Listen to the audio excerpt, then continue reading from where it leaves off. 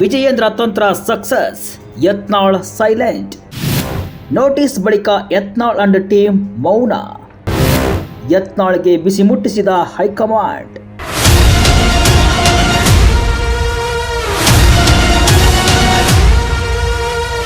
ಸದಾ BY ವಿಜೇಂದ್ರ ವಿರುದ್ಧ ಹಲ್ಲು ಕಡಿದು ಮಾತನಾಡ್ತಿದ್ದ ಯತ್ನಾಳ್ ಫುಲ್ ಸೈಲೆಂಟ್ ಆಗಿದ್ದಾರೆ.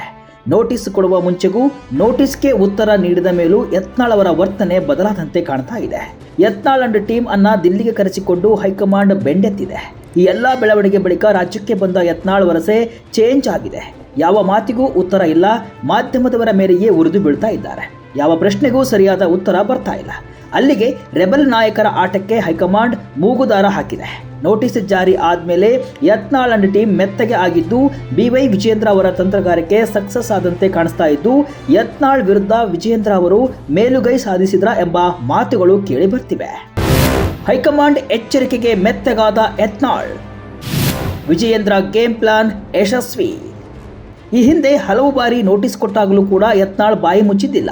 ಹೈಕಮಾಂಡ್ ಎಚ್ಚರಿಕೆಗೂ ಡೋಂಟ್ ಕೇರ್ ಎನ್ನುತ್ತಲೇ ವಿಜಯೇಂದ್ರ ವಿರುದ್ಧ ಮತ್ತಷ್ಟು ಆರೋಪ ಮಾಡುತ್ತಲೇ ಇದ್ರು. ಇದು ವಿಜಯೇಂದ್ರ ಅವರಿಗೆ ಪಕ್ಷದಲ್ಲಿ ಸಾಕಷ್ಟು ಮುಜುಗರವನ್ನ ಉಂಟು ಮಾಡಿತ್ತು. ಹೀಗೆ ಒಂದಿಷ್ಟು ದಿನ ಇಬ್ಬರು ನಾಯಕರು ದಿಲ್ಲಿಗೆ ಭೇಟಿ ಕೊಡೋದು, ದೂರು ಕೊಡೋದು ಮಾಡ್ತಲೇ ಇದ್ರು. ಇವರಿಬ್ಬರ ಪ್ರಹಸನ ನೋಡ್ತಲೇ ಬಂದಿದ್ದ ಹೈಕಮಾಂಡ್ ಕೊನೆಗೂ ಖಡಕ್ ನಿರ್ಧಾರ ತೆಗೆದುಕೊಂಡು ನೋಟಿಸ್ ಜಾರಿ ಮಾಡಿ ಯತ್ನಾಳ್ ಆಟಕ್ಕೆ ಬ್ರೇಕ್ ಹಾಕಿದೆ. ಸದ್ಯಕ್ಕೆ ರೆಬಲ್ ನಾಯಕರು ಮೆತ್ತಗಾದಂತೆ ಗೋಚರಿಸ್ತಾ ಇದೆ.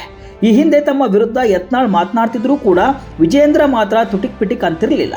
ಎಲ್ಲವನ್ನ ಹೈಕಮಾಂಡ್ ನೋಡಿಕೊಳ್ಳುತ್ತೆ ಅಂತ ಹೇಳುತ್ತಲೇ ಒಳಗೊಳಗೆ ಯತ್ನಾಳ್ ಬಾಯಿ ಮುಚ್ಚಿಸುವ ತಂತ್ರಗಾರಿಕೆಯನ್ನ ಮಾಡ್ತಾ ಇದ್ರು. ದಿಲ್ಲಿಯಲ್ಲೇ ಕುಳಿತು ಯತ್ನಾಳ್ಗೆ ಮೂಗುದಾರ ಹಾಕಿದ್ರು. ಅದು ಈಗ ಸಕ್ಸಸ್ ಆಗಿದೆ. ಅಲ್ಲದೆ ಯಾವಾಗ ಯಡಿಯೂರಪ್ಪ ಕೂಡ ಯತ್ನಾಳ್ ವಿಷಯಕ್ಕೆ ಎಂಟ್ರಿ ಆದ್ರೂ ಹೈಕಮಾಂಡ್ ಕಠಿಣ ಕ್ರಮ ತೆಗೆದುಕೊಳ್ಳೋ ಅನಿವಾರ್ಯತೆಗೆ ಬಂತು. ಆ ನಿಟ್ಟಿನಲ್ಲಿ ಹೈಕಮಾಂಡ್ ಈಗ ಯತ್ನಾಳ್ ಬಾಯಿಗೆ ಬ್ರೇಕ್ ಹಾಕುವಲ್ಲಿ ಸಕ್ಸಸ್ ಆಗಿದೆ. ಯತ್ನಾಳ್ ಅಂಡ್ ಟೀಮ್ಗೆ ಹಿನ್ನಡೆ. ರಾಜ್ಯಾಧ್ಯಕ್ಷ ಚುನಾವಣೆ ರೇಸ್ನಿಂದ ಹಿಂದೆ ಸರಿದ್ರ ರೆಬೆಲ್ಸ್. ಈ ಎಲ್ಲಾ ಬೆಳವಣಿಗೆಗಳನ್ನ ನೋಡಿದರೆ ರೆಬಲ್ ಟೀಮ್ಗೆ ಹಿನ್ನಡೆ ಉಂಟಾಗುತ್ತಿರುವುದು ಸ್ಪಷ್ಟವಾಗಿ ಗೋಚರಿಸುತ್ತಿದೆ.